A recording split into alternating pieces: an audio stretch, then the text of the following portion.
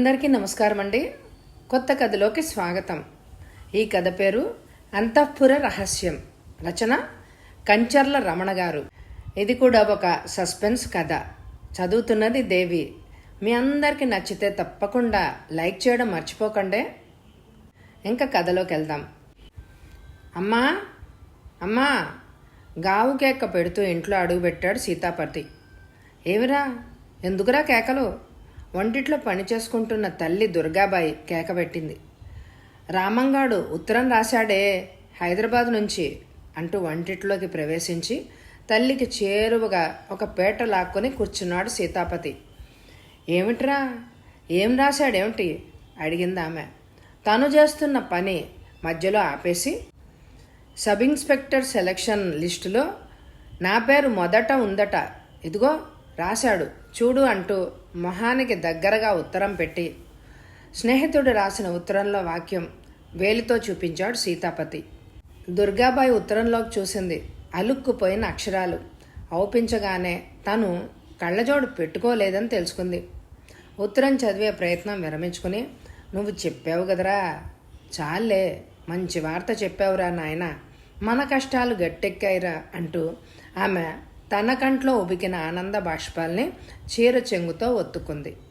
అంతటితో అయిపోలేదమ్మా. సీతాపతి వదనంలో విషాద మేఘాలు తొంగిచూశాయి. దుర్గాబాయి మనసు కలుక్కుమంది ఒక్క క్షణం. కొడుకు మొహంలో దిగులు కనిపించగానే, ఏం నాయనా, లిస్టులో మొదటే ఉందిగా నీ పేరు, నీకుగాక ఇంకెవరికిస్తారా ఉద్యోగం అందామె. ఉన్న పోస్టులు 15, మనకున్న మంత్రులు 25 మంది. సెక్షన్ ప్రకారం మనకు ఆ పోస్టు రావాలి అంటే మనకు మంత్రిగాడు సిఫార్సు కావాలట. ఆ విషయం కూడా రాశాడు రామం. వివరించాడు తన విచారానికి కారణం. అయితే ఏం చేద్దామనుకుంటున్నావు నాయనా అడిగిందామె. ఆనందంతో ఎంత త్వరగా పొంగిపోయిందో అంత త్వరగా తగ్గిపోతూ, నాకేం పాలు పోవడం లేదమ్మా, నాకున్న అర్హతలేంటో చెప్పి ఏ మంత్రి గారి కాళ్ల మీదో పడి బ్రతిమిలాడడానికి నాకేమీ అభ్యంతరం లేదు. అయితే ఏది నిర్ణయించుకోవడానికైనా ముందు హైదరాబాద్ పోయి రావాలి చెప్పాడు సీతాపతి దిగులుగా. ఆమె దీర్ఘంగా విశ్వసించి సగంలో వదిలేసిన తన పని తిరిగి చేయడానికి ఉపక్రమించింది. 5 నిమిషాలు నిశ్శబ్దంగా దొరలాయి తల్లి కొడుకుల మధ్య. ఇంతకీ ఏమాత్రం ఉండాలి అడిగిందామె. 2000 కావాలి కనీసం. అంతెందుకురా, మంత్రిగారిని తృప్తిపరిచే శక్తి మనకెలాగూ లేదు, కానీ ఆ క్రింద వాళ్ళనైనా కాస్త సంతోషపరచాలి. ఎక్కడి నుంచి తేగలనరా ఆ మొత్తం? ఆ మాటే నేను అడుగుదామనుకుంటే నువ్వే నన్ను అడుగుతున్నావా? ఆఖరి బంగారపు పిసర్ వరకు అమ్మేశాం. ఇల్లు ఏనాడో అమ్మి పారేశాం నీ చదువు కోసం. ఎప్పుడో ఉద్యోగం వస్తుంది అప్పుడు ఇవ్వండి అంటే ఎవరిస్తారు? ఏ హామీ లేకుండా నువ్వే ఆలోచించు. అందుకే డబ్బు వడ్డీకి తేవద్దు. ఇప్పుడే మనం కనీసం వడ్డీ డబ్బులు చెల్లించే స్థితిలో కూడా లేం. ఉద్యోగం వచ్చాక తీర్చే పద్ధతి మీద మనకు అప్పిచ్చేవాళ్ళు లేరా? నీకు తెలియని వారు ఎవరున్నారా? అతడి కళ్ళలోకి చూస్తూ అందామె. మన బంధువుల్లో ఎవరు లేరంటావా? బంధువులు అంటూ ఆమె నిస్పృహగా పెదవి విరిచి, మనం పచ్చగా ఉన్నప్పుడు అందరూ మనవాళ్లే. మీ నాన్నగారు పోగానే మన పరిస్థితి చెడిందని తెలియగానే ఒక్కరు కూడా కనిపించలేదు అనిందామె. అసలే ఇబ్బందుల్లో ఉన్న వాళ్ళని ఇంకా ఇబ్బంది పెట్టడం ఎందుకని వాళ్ళు మనల్ని కనికరించి వదిలిపెట్టారేమో. అయినా మనం ఏనాడైనా వాళ్ళని అడిగి చూసామా? లేదనుకో. అయినా నీ అదృష్టం ఎలా ఉందో ఆ ప్రయత్నం కూడా చెయ్యి. అయితే ముఖ్యమైన బంధువుల పేర్లు చెప్పు. వాళ్ళు కాదంటే ఇంకొందరి వద్ద ప్రయత్నిద్దాం. ముందు కోటపాడు వెళ్ళు. మీ నాన్నగారు ఉన్న రోజుల్లో వాళ్ళు తరచూ వచ్చేవాళ్ళు మన ఇంటికి. మీ నాన్నగారిని రామయ్య గారు అన్నయ్య అని పిలిచి గౌరవించేవారు. అంతేకాదు బంధుత్వం కూడా ఉంది. రామయ్య భార్య అనసూయమ్మ మా పెద్దల్లి కూతురు, నీకు పిన్నవుతుంది. అయితే రేపే ఆ ఊరు వెళ్తాను సీతాపతి అన్నాడు నిశ్చింతగా. కోటపాడు గ్రామానికి 2 దిక్కుల నుంచి పోవచ్చు. అయితే ఎటు నుంచి వెళ్ళినా బస్సు దిగాక 12 మైళ్ళ పొలాల గట్ల మీద మట్టి రోడ్డు మీద నడవక తప్పదు. సీతాపతి ఎప్పుడూ ఆ ఊరు పోలేదు. మార్గమధ్యంలో కనిపించే వాళ్ళని అడిగి తెలుసుకుంటూ నడవసాగాడు. శీతాకాలం. ఎండలో పొలాల గట్ల మీద నడవడం అతడికి చాలా హాయిగా సుఖంగా ఉంది. బస్సు దిగిన తర్వాత 3:30 గంటల్లో కోటపాడు చేరుకున్నాడు సీతాపతి. అది కుగ్రామం కావడం వల్ల రామయ్య గారి ఇల్లు కనుక్కోవడం కష్టమేం కాలేదు అతడికి. సీతాపతిని చూడగానే ఎంతో సంబరపడిపోయారు రామయ్య, అనసూయమ్మ. మధ్యాహ్నం భోజనాలన్నీ అయ్యాక తనెందుకు వచ్చింది వారికి తెలియజేశాడు. సీతాపతి అడిగిన సొమ్ము ఇవ్వడానికి రామయ్య తన సంసిద్ధతని తెలియజేశాడు. అయితే వారం రోజుల వ్యవధి కావాలన్నాడు. నువ్వు తప్పకుండా ఇస్తానంటే వారం రోజుల తర్వాత వస్తాను బాబాయ్ అని ఆ సాయంకాలమే సీతాపతి తిరుగు ప్రయాణం కట్టబోయాడు. అదేమిటి బాబు, వెంటనే వెళ్ళిపోతానంటున్నావు? ఈ 4 రోజుల కోసం ఇంటికెళ్ళి మళ్ళీ రావాలా? ఉండిపో బాబు, ఏకంగా డబ్బుతోనే వెళ్దూ గాని అంది అనసూయమ్మ. అయినా సీతాపతి మొహమాటం చూపాడు. రేపు ఉదయం ఒక ఆయన పట్నం వెళ్తున్నాడు. 4 రోజులుండి వస్తానని మీ అమ్మకు కబురు పంపిస్తాలేరా. మీ అమ్మ గురించి ఏం బెంగపడకు. అయినా మనలో మనకు మొహమాటాలేంటి అన్నాడు రామయ్య కూడా. దాంతో సీతాపతి కోటపాడులో ఉండిపోక తప్పలేదు. గ్రామ జీవితం గురించి ఎవరో చెప్పుకోగా వినడమే కానీ ఊహ తెలిసిన దగ్గర నుంచి సీతాపతికి అనుభవం లేదు. అలాంటిది ఇప్పుడు గ్రామ జీవితం ఎలా ఉంటుందో ప్రత్యక్షంగా చూసే అవకాశం వచ్చింది. ఆ ఊళ్ళో ఉన్న 4 రోజుల్లో గ్రామ జీవితాన్ని అధ్యయనం చేయడానికి నిశ్చయించుకున్నాడు సీతాపతి. కోటపాడు ఊరికొచ్చే ముందు త్రోవలో ఎన్నో గ్రామాల గుండా ప్రయాణం చేశాడు తను. కానీ అదేమిటో కోటపాడు ఊళ్ళో ప్రవేశిస్తుంటే అతని గుండెలు చల్లుమన్నాయి. అర్థం కాని భయంతో రోమాలు నిక్కబడుచుకున్నాయి. అలాంటి అనుభూతికి కారణమేంటో తెలుసుకోవాలని అనిపించింది అతనికి. కానీ తను వచ్చిన పని మీద ధ్యాసలో ఆ విషయం మార్పున పడింది. అయితే మధ్యాహ్నం విశ్రాంతి కోసం మంచం మీద చేరినప్పుడు ఆ విషయం మళ్ళీ జ్ఞాపకం వచ్చింది. ఆ ఊరికి ఏదో ప్రత్యేకమైన వాతావరణం ఉందని అనిపించింది అతడికి. పెద్ద పెద్ద ఓడలు దించి విశాలంగా పందిరిలా అల్లుకుపోయిన మర్రి చెట్లున్నాయి ఊరి చుట్టూ. ఊరికి ఒక పక్క చెరువుంది. చెరువుగట్టు మీద ఒత్తుగా పెరిగిన తుమ్మ చెట్లు, చింపిరి జుత్తులు విరబోసుకొని నించున్న పిశాచాల వరుసలాగా ఉన్నాయి. సీతాపతిని ఇంకా భయపెట్టింది ఊరి ముందరి శ్మశానం. విసిరేసినట్టుగా 4 గోరీలు అక్కడున్నాయి. ఆ వాతావరణాన్ని భయంకరంగా చేసింది. సీతాపతి ఊళ్ళోకి వస్తుంటే మండుతున్న చితి. సాయంకాలం 6:30 అయింది. నిద్ర లేచి మొహం కడుక్కునేసరికి టిఫిన్ కాఫీ తయారు చేసి ఇచ్చింది అనసూయమ్మ. లోకంలో ఉన్న ఆకలంతా అతడి కడుపులోనే ఉందని అనిపించింది సీతాపతికి. ఆవురావురమంటూ టిఫిన్ ప్లేటు 2 నిమిషాల్లో ఖాళీ చేసేశాడు. కాఫీ తాగడం పూర్తి చేసేసరికి ఆత్మారాముడు శాంతించినట్టు అనిపించింది. చెప్పుల్లో కాళ్ళు దూరుస్తూ, అలా మన పొలాల వరకు పోయి వద్దని రారాదు అన్నాడు రామయ్య. అలాగే బాబాయ్, పద. హుషారుగా లేచాడు సీతాపతి. ఎందుకు లెద్దురు వాణ్ణి చల్లో తిప్పుకు రావడం, వెచ్చగా వాణ్ణి ఇంటి వద్ద కూర్చోనివ్వండి అంది అనసూయమ్మ రామయ్య మాటకు అభ్యంతరం చెప్తూ. అలాగంటే ఎలాగే, సున్నితం పనికిరాదు. రేపు వాడు సబ్ ఇన్స్పెక్టర్ కూడా కాబోతున్నాడు అని అనసూయమ్మకు సమాధానం ఇచ్చి, రావాలని లేకపోతే ఉండిపో, నే వెళ్తాలే అన్నాడు రామయ్య సీతాపతి వైపు తిరిగి. వస్తాను బాబాయ్, పద అంటూ బయలుదేరాడు సీతాపతి రామయ్య వెంట. శుక్లపక్ష చంద్రుడు వెన్నెలలు చిందిస్తున్నాడు.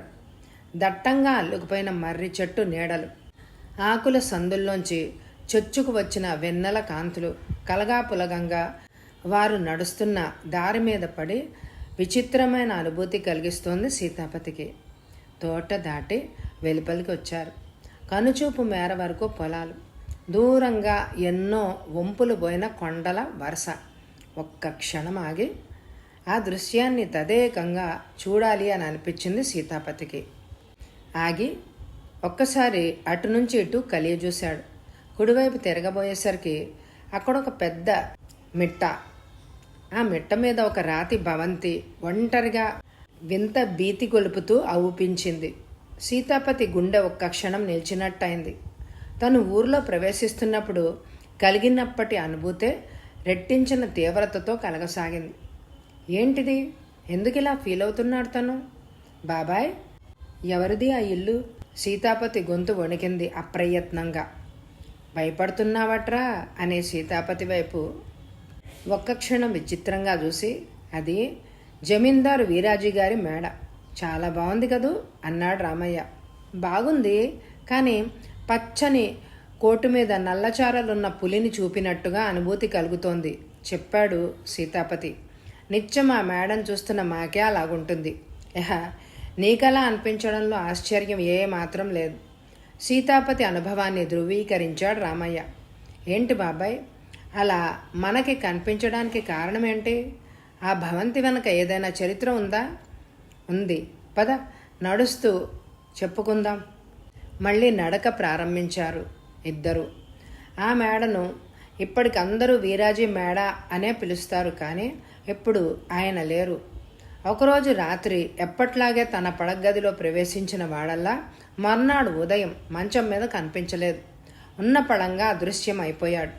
నలుగురు చెప్పుకునే మాట ఏమిటి అంటే, ఆ భవంతిలోని దెయ్యాలే అతన్ని ఎత్తుకుపోయాయని. ఏంటి, దెయ్యాలు ఎత్తుకుపోయాయా? సీతాపతి ఆశ్చర్యానికి అంతే లేదు. ఏమో, అందరూ అది చెప్పుకునేది. నిజమేమిటో ఎవ్వరికీ తెలియదు. అయితే ఆ ఇంట్లో ఎవ్వరూ ఉండడం లేదా? లేకే ఉంటున్నారు. వీరాజీ గారి 3వ భార్య రత్నమాల, 2-3 నౌకర్లు, మేనేజర్ రమాకాంత్ ఉంటున్నారు. వీరాజీని ఎత్తుకుపోయిన దయ్యాలు మరి వాళ్ళనేమీ చేయలేదా? లేదు, ఆమె మహాభక్తురాలు. ఉదయం లేచాక గంటసేపైనా దైవ పూజ చేయకుండా దినచర్య ఆరంభించదు. అందువల్లనే ఆ దయ్యాలు ఆమెను అల్లరి పెడుతున్నాయట, కానీ హాని కలిగించలేకపోతున్నాయి. అలాంటి దయ్యాలు దేవులాడే కొంపలో ఊరికి చివరగా ఉండడం ఎందుకు? ఊర్లో ఇల్లు కట్టుకొని ఉండొచ్చుగా. నా భర్త కట్టించిన ఇల్లుది, వారిక్కడే అదృశ్యమైపోయారు. నాకేం జరిగినా పర్వాలేదు, నా శేష జీవితం ఇక్కడే గడుపుతాను అంటుంది రత్నమాల. ఆవిడ అంత వైరాగ్యంగా మాట్లాడుతోంది. ఆవిడ అంత ముసలావిడ? అబ్బే కాదు, ఆవిడకి మహా ఉంటే 35 ఉంటాయి. ఆవిడకి 25 ఉండగా ఆమెను పెళ్ళాడి తీసుకొచ్చాడు వీరాజీ గారు. ఆవిడకు 30 రాగానే ఆయన కనిపించకపోవడం జరిగింది. గత 5 ఆమె ఆ ఇంట్లోనే ఉంటుంది. అలాంటి మంచివాళ్ళు ఇంకా ఈ లోకంలో ఉండబట్టే నీతి న్యాయానికి విలువుంది. రత్నమాల మీద తనకు కలిగిన గౌరవ భావం వ్యక్తీకరించాడు సీతాపతి. నువ్వు చెప్పింది నిజమేరా, వంత పలికాడు రామయ్య. రామయ్య పొలం వచ్చింది. అక్కడున్న పనివాళ్లతోనూ అతను చెప్పడానికి వచ్చిన విషయాలన్నీ చెప్పాడు రామయ్య. మళ్ళా తిరిగి ప్రయాణం గట్టారు సీతాపతి, రామయ్య. ఆ రాత్రి సీతాపతికి కంటికి నిద్ర కరువైంది. అతని కళ్ళ ముందు వీరాజీ గారి మేడ అగుపించసాగింది. టీవీగా, దర్జాగా, అందంగా, సిల్కు బట్టల్లో మెరిసిపోతున్న ఒక వ్యక్తి తన పడక గదిలోకి వెళ్ళి తలుపులు మూసి మంచం మీద నిద్రపోయాడు. సరిగ్గా అర్ధరాత్రి అయ్యాక నల్లని ఆకారం లేని నీడలు అతని చుట్టూ చేరాయి. అవి అతని గొంతు పట్టి నులుముతూ ఉంటే అతని గొంతు పెగలడం లేదు. అంతే, 5 నిమిషాల్లో అతని ప్రాణాలు అనంత వాయువుల్లో లీనమైపోయాయి. అంత ఘాతుకం జరిగినట్టు పక్క గదిలో ఉన్న రత్నమాలకు కూడా తెలియదు. ఆ తర్వాత వీరాజీ మృతదేహాన్ని గాలిలో అవలీలగా ఎగరేసి కిటికీ ద్వారా బయటికి తీసుకుపోయాయి. మర్నాడు తూర్పున రేఖలు విచ్చుకోగానే ఎప్పటిలా భర్తకు కాఫీ తెచ్చింది ట్రేలో. చేరవేసి ఉన్న భర్త గది తలుపులు తోసుకుని లోపలికి అడుగుపెట్టింది. ప్రతిరోజు తాను వెళ్లే వేళకు ఇంకా నిద్రాదేవిని గాఢంగా కౌగిలించుకొని నిద్రపోయే భర్త ఆవేళ మంచం మీద లేడు. ఆశ్చర్యంగా ఉందే అని అనుకుంటూ ఆమె గదంతా కలియజూసింది. భర్త వీరాజీ అక్కడ గదిలో లేడు. తోటలోకి పోయి షికార్లు కొడుతున్నాడేమోనని గది కిటికీ వద్దకు పోయి తోటలోకి తొంగి చూసింది. ఆయన అక్కడ కూడా లేడు. పనివాళ్ళనందరినీ పిలిపించింది. ఆయన ఎక్కడికైనా వెళ్తున్నట్టు చెప్పి ఉంచారా అని ప్రతి పనివాడిని పేరు పేరున పిలిచి అడిగింది. లాభం లేకపోయింది. తమకేది తెలియదన్నారు పనివాళ్ళు. తన భర్త మునుపెప్పుడూ అలా ప్రవర్తించలేదు. చెప్పలేని దిగులుతో ఆమె గుండె బరువెక్కింది. గ్యారేజీలో కార్లు 2 ఉన్నాయి. గుర్రపు శాలలో గుర్రాలున్నాయి. ఆయన ఎక్కడికి వెళ్ళినట్టు? ఆ నేల మీద పడి పసిపాపలాగా పొర్లి పొర్లి ఏడవసాగింది. రోజులు నెలలు గడిచిపోయాయి. భర్త తిరిగి వస్తాడన్న ఆశ మొన్నటి వరకు మెనుకోమంటున్నా ప్రస్తుతం కొడిగట్టింది. వీరాజీ ఎక్కడికి వెళ్ళాడో ఏమిటో ఆచూకీయే తెలియలేదు. ఆ భవంతిని పట్టి దేవులాడుతున్న దయ్యాలే ఆయనని మాయం చేసుండాలన్న సంగతి ఆమెకు రూఢి అయింది. ఆమె గుండె రాయి చేసుకుని బ్రతకసాగింది. కన్నీళ్లు చారలుగట్టిన ఒక విషాద వదనం సీతాపతి కళ్ల ముందు కనిపించి అదృశ్యమైంది. రత్నమాల మీద అంతులేని సానుభూతితో అతని హృదయం నిండిపోయింది. ఇంతకు వీరాజీని ఎత్తుకుపోవాల్సిన అవసరం ఎందుకొచ్చింది ఆ దయ్యాలకు? వీరాజీ మీద కసి పూనాయా? అంటే వీరాజీ వాటిని ఏదో చేసి ఉండాలి. అయితే ఏమిటది? దయ్యాలు నిజంగా కసి తీర్చుకున్నాయా? మొదటి నుంచి ఆ భవనంలో దయ్యాలున్నాయా? లేక మధ్యలో వీరాజీ మీద కసి తీర్చుకోవడానికి అక్కడకు చేరాయా? ఏది ఏమైనా ఎంత విచిత్రమైన గాథ తను వినలేదు ఇంతవరకు. లెక్కలేనన్ని ప్రశ్నలతో సీతాపతి బుర్ర వేడెక్కిపోయింది. తెల్లవారుజామున మాత్రం చిన్న కునుకు పట్టింది. సూర్యుడు ఆకాశంలో బాగా లేచి ఎండ చురుగ్గా దిగేసరికి ఇంకా తను మంచాన్ని ఖర్చుపెట్టుకుని ఉండడం మంచిది కాదు అని అనుకున్నాడు. లేచి కాలకృత్యాలు తీర్చుకున్నాడు. అనసూయమ్మ ఇచ్చిన ఫలహారం తిని కాఫీ త్రాగాడు. బాబాయ్, మొదటి నుంచి ఆ భవంతిలో దెయ్యాలు ఉండేవా లేక ఈ మధ్యనే వచ్చాయా అని అడిగాడు రామయ్యను. ఊరి రాత్రంతా ఆ ఇంటి గురించి ఆలోచిస్తూ ఉండిపోయావా అన్నాడు రామయ్య నవ్వి.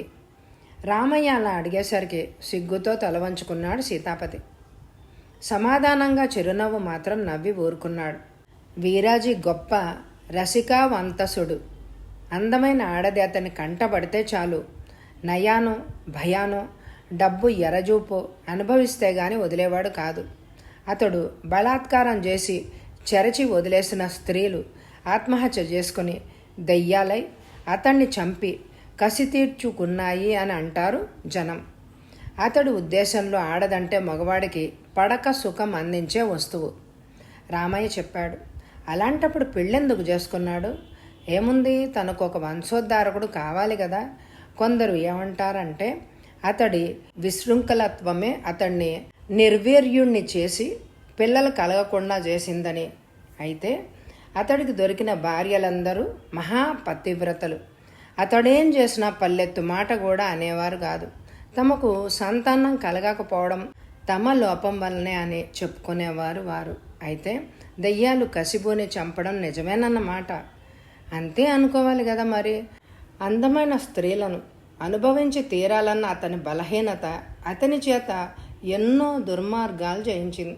అందుకే అతన్ని దెయ్యాలు ఎత్తుకుపోయాయి అని వినగానే శని విరగడైంది అని ప్రజలు సంతోషించారే తప్ప ఒక్కరు కూడా బాధపడలేదు.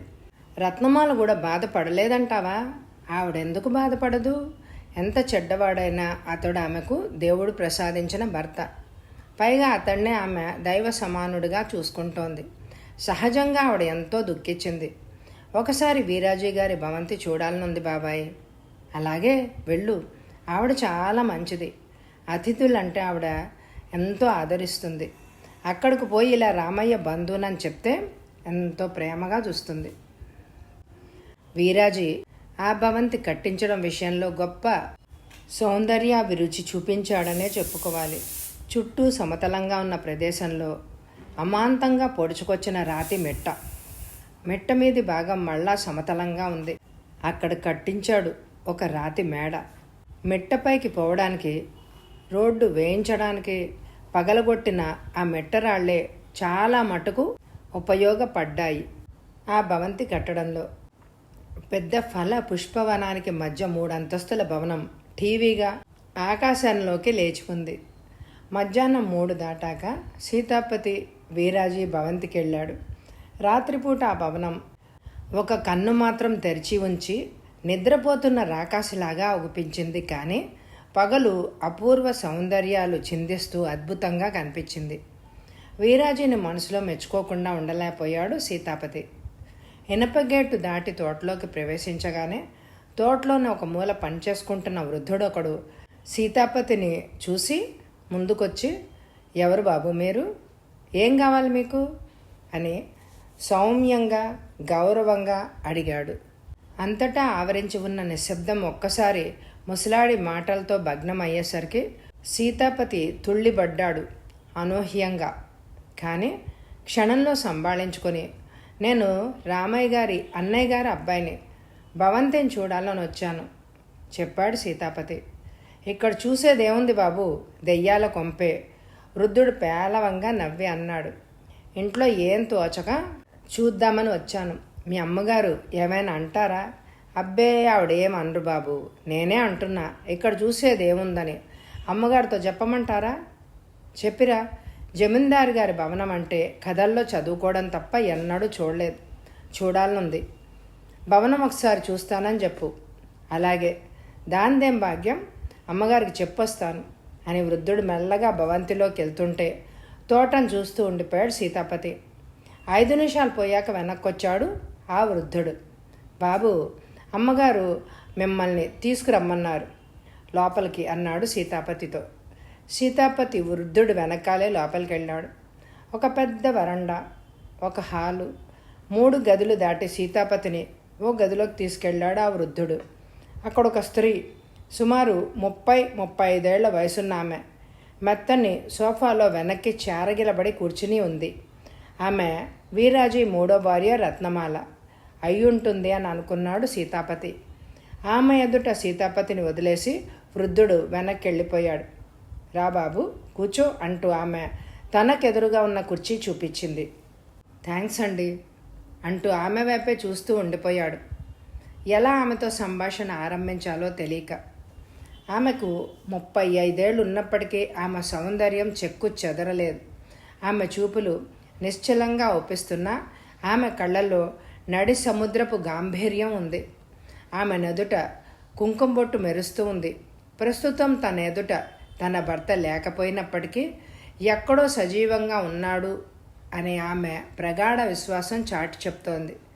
ఆ బొట్టు నీలం రంగు బార్డర్ ఉన్న సిల్క్ చీర కట్టుకుంది ఆమె. అదే రంగు జాకెట్ వేసుకుంది. ఆమె మొహం చూడగానే ఆమె ఒక గొప్పింటి ఇల్లాలని ఎవ్వరూ ప్రత్యేకంగా చెప్పకుండానే అర్థమవుతుంది. రామయ్య నీకు బాబాయ్ అవుతాడా అంటూ ఆమె సంభాషణ మొదలుపెట్టింది. సీతాపతి పడుతున్న ఇబ్బంది తెలుసుకుని, అవునండి, అంతేకాదు అనసూయమ్మ మా అమ్మకు స్వయాన పెత్తల్లి కూతురు గబగబా అనేశాడు సీతాపతి. అవకాశం దొరికింది కదా అని. ఏం చదువుకున్నావు బాబు? BA వరకు చదువుకున్నానండి. ఈ మధ్య సబ్ ఇన్స్పెక్టర్ పరీక్షకు కూడా వెళ్ళాను.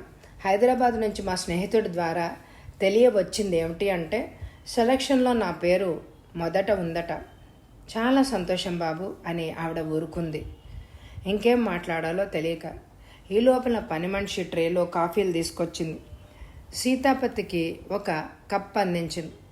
రత్నమాలకు 2వ కప్ అందించి వెళ్ళిపోయింది. కాఫీ త్రాగాక, ఇలాంటి భవంతులు ఎప్పుడు చూడలేదండి, చూడాలని వచ్చాను, మీకు అభ్యంతరం లేకపోతే చూస్తాను చెప్పాడు సీతాపతి తను వచ్చిన పని గురించి. అలాగే బాబు అంటూ చప్పట్లు చరిచింది ఆమె. మరో నిమిషంలో అక్కడో పనివాడు ప్రత్యక్షమయ్యాడు. మేనేజర్ రమాకాంత్ గారిని పిలు అని పనివాడిని ఆజ్ఞాపించింది. అలాగేనమ్మా అంటూ పనివాడు వెళ్ళిపోయాడు. 2 నిమిషాలు పోయాక తెల్లగా పొడుగ్గా సెమీ సూట్లో ఉన్న 40 ఏళ్ల వ్యక్తి వచ్చి, పిలిచారట అని అన్నాడు అతి అణుకువగా. చూడండి రమాకాంత్, మనకు అతిథులు రావడమే అరుదు. ఈ అబ్బాయి మన భవంతి చూస్తాడట, చూపించండి అని మేనేజర్కి చెప్పి, వెళ్ళు బాబు, వారితో పోయి భవంతి అంతా చూడు అని అంది సీతాపతి వైపు తిరిగి. థ్యాంక్స్ అని సీతాపతి లేచి బయటకు కదిలి వెళ్ళిన రమాకాంత్ను అనుసరించాడు. రమాకాంత్ విచిత్రమైన వ్యక్తిలాగా ఒగిపించాడు సీతాపతికి. త్రోవ పొడుగున యజమానురాలు రత్నమాల మీద విసుక్కుంటూనే ఉన్నాడు. గతిమాలి ఇంటికి మేనేజర్గా ఉండిపోయాను. ఈ పూట ఏం కూర వండించమన్నది కూడా నాకే చెప్తుంది ఆవిడ. చూడండి, మీకు ఈ ఇల్లు చూపించడానికి నేనే దొరికానా? ఇంటి నిండా చచ్చేంతమంది పనివాళ్ళు ఉన్నారు. వాళ్లలో ఏ ఒక్కరినైనా పిలిచి ఇల్లు చూపించమని చెప్పొచ్చు కదా అన్నాడు సీతాపతితో. సారీ సార్, మీకు ఇబ్బంది కలిగించాను. వెనక్కి వెళ్ళిపోదాం పదండి అన్నాడు సీతాపతి. అనవసరంగా తన వల్ల రమాకాంత్కు ఇబ్బంది కలిగిందన్న బాధ కనపరుస్తూ వెంటనే తన చిరాకును తగ్గించుకొని, దయచేసి మీరా పని మాత్రం చేయకండి, నాకు మాట వస్తుంది అన్నాడు రమాకాంత్. భవనంలో ఒక్కొక్క గది మూసి ఉన్నది తెరిచి కూడా చూపించసాగాడు రమాకాంత్.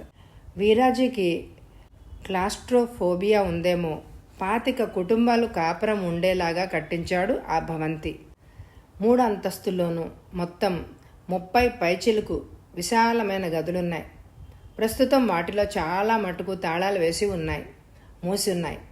గది నిండా వాటికి సరిపడా ఫర్నిచర్ ఉంది. మేడ మీద 2 అంతస్తులో ఒక గదిలో గోడకు నిలువెత్తు అందమైన పురుషుడి చిత్రపటం ఉంది.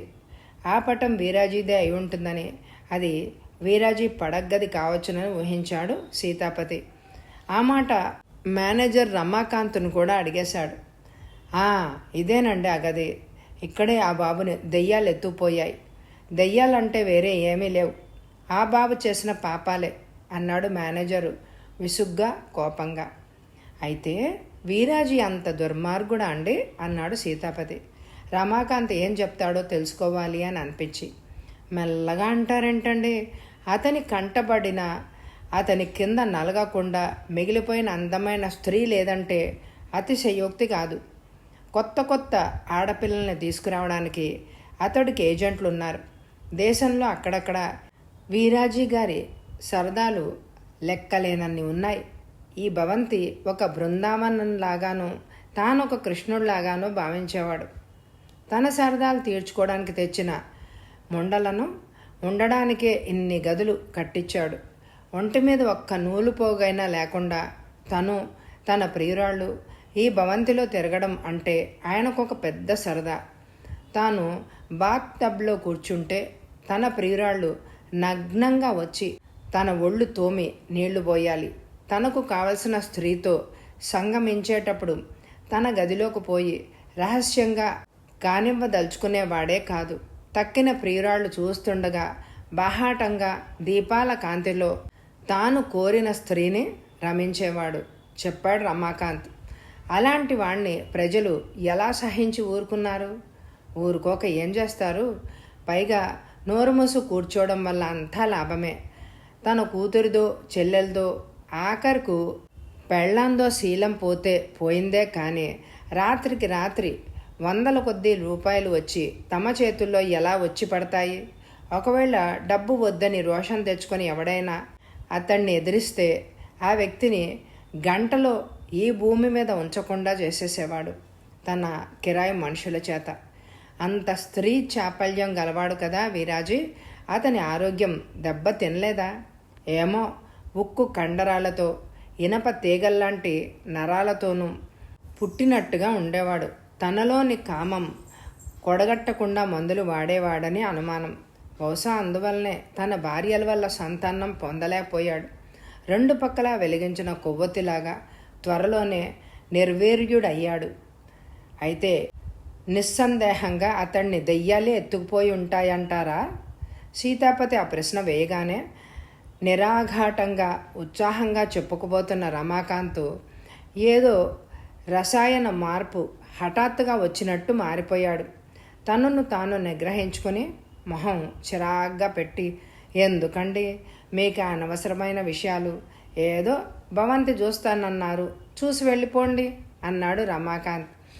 అతడి మాటలకు సీతాపతి బిక్క చచ్చిపోయాడు. సారీ సార్, మిమ్మల్ని నొప్పించాను అంటూ క్షమార్పణలు చెప్పుకున్నాడు. సీతాపతి భవంతి చూడడం అయిపోయింది. రమాకాంత్తో దిగవకు వచ్చి రత్నమాలకు థ్యాంక్స్ చెప్పాడు. ఓపిగ్గా తనకు భవంతి అంతా చూపినందుకు పనిలో పనిగా రమాకాంత్ కూడా ధన్యవాదాలు చెప్పాడు.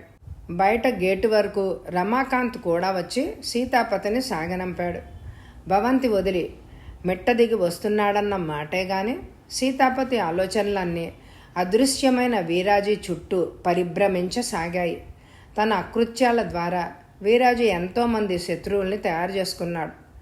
వీరాజీ వాళ్ల చేతుల్లో దిక్కుమాలిన చావు చస్తే అతన్ని దెయ్యాలు ఎత్తుకుపోయాయి అని అనుకోవడం లేదా ప్రజలు? వీరాజీ వంటి దుర్మార్గులు కనిపించడం లేదు అంటే హర్షించేవారే ఎక్కువే. కానీ అయ్యో పాపం అని అతడి గురించి బాధపడి ఆరా తీసేవాడు ఉండడు. కానీ ఎవరు చెప్పినా వీరాజీ దెయ్యాల ప్రభావం వల్లనే మాయమయ్యాడు అని అంటున్నారు. అయితే వీరాజీ అదృశ్యమయ్యాక ఆ దెయ్యాలు అమాయకుల్ని అల్లరి పెట్టడంలో అర్థం ఏమిటి? ఆ దెయ్యాల సంగతేమిటో తను తెలుసుకోవాలి. తనని ఒక్క రాత్రి ఆ ఇంటిలో రత్నమాల ఉండనిస్తే దెయ్యాలతోటి అనుభవం ఎలాగుంటుందో తనకు కూడా తెలుస్తుంది. గిరుక్కున వెనక్కు తిరిగి భవనం వైపు వెళ్ళాడు సీతాపతి. ఎందాకడి ముసలివాడు అగుపించాడు మళ్ళీ. అమ్మగారితో ఓ విషయం మాట్లాడాలనుకుని మర్చిపోయాను. ఓసారి మళ్ళీ మీ అమ్మగారి వద్దకు తీసుకెళ్తావా అని అన్నాడు సీతాపతి ముసలివాడితో. అలాగే బాబు, రండి అంటూ లోపలికి తీసుకెళ్ళాడు ముసలివాడు సీతాపతిని. క్షమించండి, మిమ్మల్ని ఒక విషయం అడుగుదామని మర్చిపోయాను అన్నాడు సీతాపతి గదిలోకి అడుగు పెడుతూనే. ఏమిటది? అడిగిందే రత్నమాల తలెత్తి నొసలు చిట్లిస్తూ. ఇప్పటికీ ఈ భవంతిలో దెయ్యాలు ఉన్నాయి అని అంటారా అడిగాడు సీతాపతి అతి సౌమ్యంగా. ఉన్నాయి, ఇప్పటికీ మిమ్మల్ని నానా హింసలు పెట్టాలని చూస్తున్నాయి చెప్పింది రత్నమాల చిరునవ్వు మొహం మీద ధరిస్తూ. నాకు వాటిని చూడాలని ఉందండి కుతూహలం కనపరుస్తూ అన్నాడు సీతాపతి. చూడ్డానికి అవి కంటికి కనిపిస్తాయి కదా అందామె. అది కాదండి, దెయ్యాల గురించి నేను ఇలాంటి కథలు ఎప్పుడు వినలేదండి. వాటిని చూడకపోయినా అవి వచ్చినప్పుడు ఎలాంటి అనుభూతి కలుగుతుందో తెలుసుకోవాలని ఉంది వివరించాడు తన మనసులోని కోరిక. కుర్రవాడివి, నీకు తెలియదు బాబు, అవి చాలా ప్రమాదకరమైనవి. వీరాజీ గారిని సజీవంగా ఎత్తుకుపోయాయి. అవి అతన్ని ఏం చేశాయో ఏమో. వారు మళ్ళా ఔపించలేదు నా కళ్ళకు. వారు బ్రతికే ఉన్నారని, ఎప్పటికైనా నా కళ్ళకు ఔపిస్తారని నా విశ్వాసం. అందుకే ఇంకా బొట్టు పెట్టుకుంటున్నాను. పర్వాలేదండి, మీకు తెలియదు, నేను బాక్సింగ్ ఛాంపియన్ని. అంతేకాదు కర్రసాము కత్తిసాము కూడా వచ్చు. అంత సులువుగా ఆ దయ్యాలకు నేను లోబడను చెప్పాడు సీతాపతి ధైర్యంగా. అది కాదు బాబు, నీకేదైనా ప్రమాదం జరిగితే మాకు మాట వస్తుంది. నువ్వు ఈ ఊరు చుట్టపు చూపుగా వచ్చావు, అందుకని అలా అంటున్నాను. పర్వాలేదులేండి, నన్ను నేను రక్షించుకోగలను. ఈ ఊళ్ళో ఉన్న 4 రోజులు మీ భవనంలో రాత్రిపూట ఉండడానికి అనుమతి ఇవ్వండి అన్నాడు సీతాపతి బ్రతిమలాడుతున్నట్టుగా. సరే బాబు అన్నది ఆమె. అదే సమయంలో మేనేజర్ రమాకాంత్ అక్కడికి వచ్చాడు. అరే, గేటు వరకు సాగనంపు వచ్చానే, మళ్ళా ఎప్పుడు వచ్చారు ఇక్కడికి ఆశ్చర్యంగా అడిగాడు రమాకాంత్ సీతాపతిని చూసి. సమాధానంగా చిరునవ్వు నవ్వాడు సీతాపతి. చూడండి మేనేజర్, ఈ కుర్రాడు 4 రోజులు మన భవంతిలో ఉండాలి అని అనుకుంటున్నాడు. మేడ మీద గది ఒకటి ఇవ్వండి ఈయనకు ఆదేశించింది రత్నమాల. ఏమిటి, ఈ దెయ్యాల కొంపలో ఉంటారా? అర్థం లేని సాహసం చేస్తున్నారు అన్నాడు రమాకాంత్ సీతాపతి వైపు తిరిగి. అవన్నీ మీకన్నా ముందే నేను చెప్పానులేండి. దెయ్యాల్ని చూడాలని తెగ ఉబలాట పడిపోతున్నాడు. ఏర్పాట్లు చేయండి. ఆజ్ఞ మ్రోగిందే ఆమె కంఠంలో. కోపంతో ఎర్రబడిన మొహంతో రత్నమాలను చూస్తూ, ఈ కుర్రాడేదో తెలివి తక్కువగా అంటే దానికి మీరు ఎలా అంగీకరించారు అన్నాడు రమాకాంత్. అనవసరంగా వాదన పెట్టకండి, పెంచకండి. నేను చెప్పింది చేయండి అందామె శాంతంగా. కానీ అందులో ఆమె అధికారం స్పష్టమైంది. చేస్తాను, చెయ్యను, అందుకేగా నేను ఇక్కడ ఉన్నది. మొహం చిట్టపట్టలాడించుకుంటూ అక్కడి నుంచి కదిలి వెళ్ళిపోయాడు మేనేజర్. బాబూ, ఇవాళ రాత్రే వచ్చేదలుచుకున్నావా? పక్క బట్టలు వేరే తెచ్చుకోని అవసరం లేదులే. అన్ని ఏర్పాట్లు మేనేజర్ చేస్తాడు. వెళ్ళి ఇంటి వద్ద చెప్పిరా అంది ఆమె సీతాపతి వైపు తిరిగి. చాలా థ్యాంక్స్ అండి అంటూ ఆనందాన్ని వ్యక్తం చేశాడు సీతాపతి. ఇంటి వద్ద చెప్పి రావడానికి బయలుదేరాడు. రాత్రిపూట వీరాజీ భవనంలో సీతాపతి పడుకోవడానికి రామయ్య అనసూయమ్మలు ఎంత మాత్రం ఒప్పుకోలేదు. తనకేమీ ప్రమాదం కలగదని, తనను తాను రక్షించుకోగలనని వారిని నమ్మించి ఒప్పించేసరికి సీతాపతికి తల ప్రాణం తోక్కొచ్చింది. రాత్రిపూట వేసుకునే బట్టలు మాత్రం చిన్న సంచిలో పెట్టుకుని దీపాలు వెలిగించే వేళకు వీరాజీ భవంతికి చేరుకున్నాడు సీతాపతి. అప్పటికే అతడికి కేటాయించబడ్డ గదిని పనివాళ్లు తుడిచి వాసయోగ్యంగా సిద్ధం చేశారు. వీరాజీ అదృశ్యమయ్యాక భవనంలో కొన్ని గదులు మాత్రమే వాడుతున్నారు. మిగతా వాటికి తాళాలు బిగించి ఉంచుతున్నారు. సీతాపతికి ఇచ్చిన గది కూడా అలా మూసి ఉంచిన గది కావడం వల్ల మురికి వాసన వేస్తోంది. కొంచెం పనివాళ్ళు అందుకే అగరొత్తులు వెలిగించింది. గది నలుమూలలా ఉంచారు. జనరేటర్ సాయంతో కరెంటు దీపాలు వెలుగుతున్నాయి. భవంతిలో దేదీప్యమానంగా. తనకివ్వబడిన గదిని పరిశీలనగా చూశాడు సీతాపతి. గదిలో ఒక మూలగా పందిరి మంచం ఉంది. దానిపైన శుభ్రమైన దుప్పటి పరచబడి ఉంది. మంచానికి కాస్త దూరంలో ఒక టేబుల్, 2 కుర్చీలు ఉన్నాయి. గోడలకు వుడెన్ పాలిషింగ్ ఉంది. 2, 3 తైలవర్ణ చిత్రాలు గోడల్ని అలంకరించి ఉన్నాయి. ఒక మూల గోడల్లో బిగించిన చిన్న స్పీకర్ ఉంది. ఎందుకది? అడిగాడు సీతాపతి అక్కడున్న పనివాణ్ణి. అప్పుడప్పుడు పాటలు వినిపిస్తాయండి, మీరు వినాలంటే ఇలా అనండి అంటూ స్పీకర్ని ఎలా వాడుకోవాలో వివరించి చెప్పాడు పనివాడు. ఓహో, అలాగా, వీరాజీ గారు గొప్ప విలాస పురుషుడే అన్నమాట వ్యాఖ్యానించాడు సీతాపతి. అవును బాబు, వీరాజీ గారు ఉన్నప్పుడు ఈ భవంతి నిజంగా ఇంద్ర భవనంలాగే ఉండేది. ఎప్పుడూ పార్టీలే, ఎప్పుడూ విందులే. అందమైన అమ్మాయిల్ని అనుభవించి తీరాలి అనే బలహీనతే ఆయనకు లేకపోయి ఉంటే ఆయన చాలా మంచివారు బాబు, చెప్పాడు పనివాడు. శూన్యంలోకి చూస్తూ ఏవో జ్ఞాపకాల్ని సంతరించుకుంటున్న అతడి చూపుల్ని బట్టి పనివాడి కళ్ళల్లో గతం కదులుతోంది అని అనుకున్నాడు సీతాపతి. నువ్వు ఆ వీరాజీ గారు ఉన్నప్పుడు ఉండేవాడివా? అడిగాడు సీతాపతి. ఉండేవాణ్ణి బాబు, జవాబిచ్చాడు పనివాడు. ఆయన నిజంగా దెయ్యాలు ఎత్తుకుపోయాయంటావా? ఏమో బాబు, తెల్లారేసరికి పక్క మీద ఉన్న మనిషి కనిపించలేదంటే ఏమనుకోవాలి? అంటే ఈ ఇంట్లో మొదటి నుంచి దెయ్యాలు ఉండేవన్నమాట. అబ్బే లేదు బాబు, వీరాజీ గారు మాయం అవడానికి 2-3 నెలల నుంచి దెయ్యాలు దాపరించాయి ఇక్కడ. ఆ దెయ్యాల్ని నువ్వు ఎప్పుడైనా చూసావా? లేదు బాబు, రాత్రి 10 అయ్యేసరికి ఎవరు గదుల్లోకి వారు పోయి తలుపులు విడాయించుకుంటాం. అవి చేసే అల్లరి గందరగోళం అంతా ఇంతా కాదు. బయటకు వచ్చి చూసే ధైర్యం ఎవడుకుంటుంది? ఒక్కసారి ఓ పనివాడు ఏం జరుగుతుందో చూడాలి అని బయటకొచ్చాడు. చచ్చేటట్టుగా కొరడా దెబ్బలు తిన్నాడు. మర్నాడు 105 డిగ్రీలతో జ్వరం వచ్చింది. ఆవాళ్ల సాయంకాలమే చచ్చిపోయాడు వాడు. పనివాడు అలా చెప్పగానే సీతాపతి గుండెల్లో ఎందుకో భయం సన్నగా తలెత్తింది. అయినా ఏమిటవుతుందో చూడ్డాన్లే అని మొండిగా అనుకున్నాడు. అయితే అయ్యగారు ఊపించకపోవడం దెయ్యాల వల్లేనంటావు? అవునండి అంటూ పనివాడు ఇంకా ఏదో చెప్పబోతూ ఉంటే రమాకాంత్ పిలుపు వినిపించింది. వస్తున్నా బాబు అంటూ పనివాడు బయటికి వెళ్ళిపోయాడు.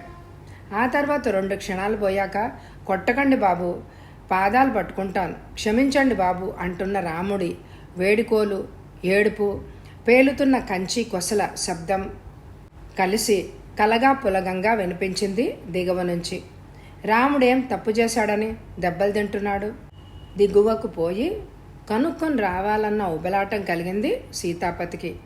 తాను అనవసర జోక్యం కలగజేసుకుంటున్నానేమో అన్న ఆలోచన రాగానే తన ప్రయత్నం మానుకున్నాడు. రాత్రి 12 దాటింది. 15 నిమిషాలు అయిందని రిస్ట్ వాచ్ చూసి తెలుసుకున్నాడు సీతాపతి. అంతవరకు మేల్కొని ఉన్నాడు, ఏవో పుస్తకాలు చదువుతూ. ఆ క్షణం వరకు ఎలాంటి గడబడ లేకపోవడం చూసి కొంపదీసి ఇవాళ దయ్యాలు సెలవు తీసుకున్నాయేమిటి, నేను వచ్చానని అనుకుని తనలో తానే నవ్వుకున్నాడు. నిద్రపోవడమే ఉత్తమం అని లేచి లైట్ ఆర్పడానికి వెళ్తూ ఉంటే లైట్లు వాటంతట అవే ఠక్కున ఆరిపోయాయి. చిక్కని చీకటి గదంతా ఆవరించుకుంది. అమావాస్య రాత్రులు, పైగా ఆకాశంలో దట్టంగా మబ్బులు. మామూలుగా కనిపించే నక్షత్రాల కాంతి కూడా కనపడడం లేదు బయట నుంచి. దీపాలు ఆరిపోవడం సంగతి తను ఊహించుకోనైనా లేదు. లేకపోతే టార్చ్ లైట్ తెచ్చుండేవాడు. మెల్లగా తడుముకొని పోయి మంచాన్ని చేరుకుని పడుకుని ఏం జరుగుతుందా అని తదేకంగా గమనించసాగాడు. గది వెలుపల ఎవరో పరిగెడుతున్నట్టు ఎవరిదో పాదాల చప్పుడు. అవి ఒకరివి కావు, ఇద్దరివి. ఒకరినొకరు తరుముకుంటున్నట్టుగా ఉంది. అందులో ఒకరు మేడమెట్లు ఎక్కబోయి జారి పడ్డట్టున్నారు. చెక్క మెట్ల మీద మనిషి పడి దబదబా కిందకు దొర్లినట్టు శబ్దం. ఆ తర్వాత ఎవరినో కర్రతో గట్టిగా కొడుతున్నట్టు చప్పుడు. అమ్మోయ్, నాయనోయ్, తల పగిలిపోయింది, రక్తం, బాబోయ్, నన్ను చంపేస్తున్నారు. దెబ్బలు తింటున్న వ్యక్తి పెడుతున్న చావు కేకలు.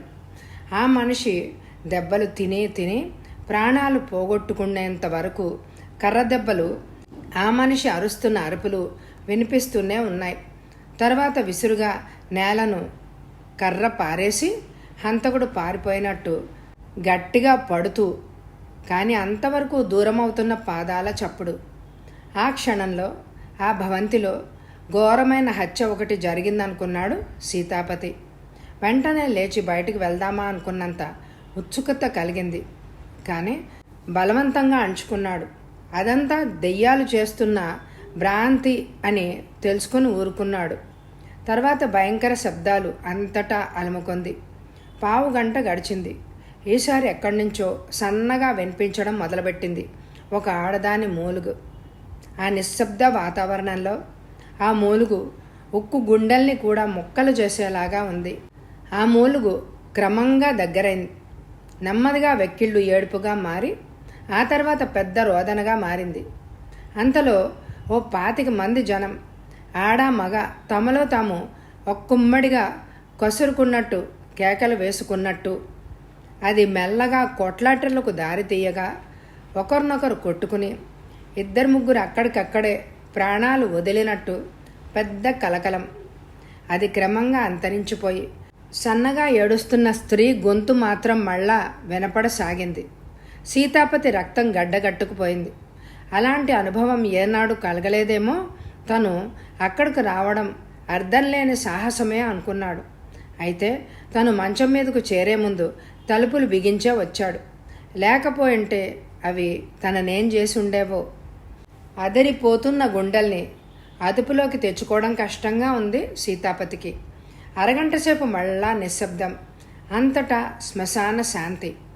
అతడి గుండె చప్పుడు అతనికే వినిపిస్తోంది, తుఫాను హోరులాగా. ఈసారి నిజంగానే తుఫాను హోరు వినిపించసాగింది.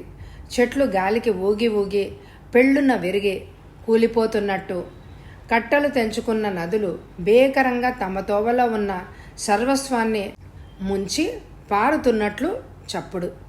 మధ్యలో సన్నగా ఎక్కడో దూరంగా గుక్కపట్టి ఏడుస్తున్న చంటిపిల్ల ఏడుపు. సీతాపతి గుండెలు అవిసిపోయాయి. దెయ్యాలున్నాయని, వాటిని తాము చూశామని చెప్పేవాళ్ళందరూ ఏదో మనోరుగ్మత ఉండి తీరాలని ఆ క్షణం వరకు అనుకునేవాడు సీతాపతి. ఆ భావాలన్నీ ఒక్క దెబ్బతో తుడిచిపెట్టుకుపోయాయి. దెయ్యాలున్నాయని ఇప్పుడు ఎవరు నమ్మినా నమ్మకపోయినా తను మాత్రం గట్టిగా నమ్ముతాడు. తెల్లవారింది. సూర్యోదయం అయింది. ఎండ గదిలోకి వచ్చేటప్పటికి సీతాపతి ఇంకా రాత్రి అనుభూతిలోనే ఉన్నాడు. పనివాడొచ్చి గట్టిగా తలుపు తట్టినప్పుడు ఈ లోకంలోకి వచ్చిపడ్డాడు.